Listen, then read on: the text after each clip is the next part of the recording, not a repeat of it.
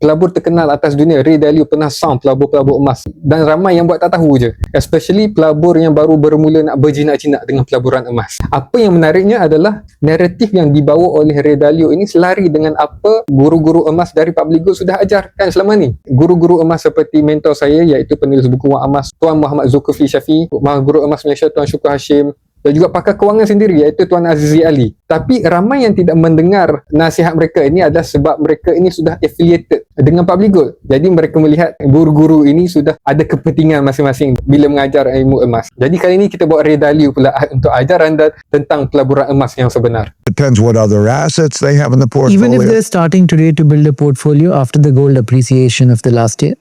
I think that they have to stop even thinking about the appreciation and market timing as a starting point. You have to say, what amount am I going to hold? Okay, what is that right amount? And it'll be so the answer to the question is yes. Forget about, and we can get into the pricing of gold and what it might do and what it might not do.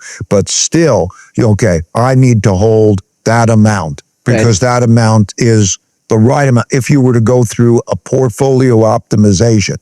Nampak tak? Persoalan pertama yang patut kita tanya bila kita nak melabur dalam emas ini adalah berapa percentage, berapa jumlah yang patut kita ada daripada seluruh harta kita yang kita perlu ada dalam bentuk emas. Pasal pergerakan harga emas turun ke naik ke, nanti baru kita fikir.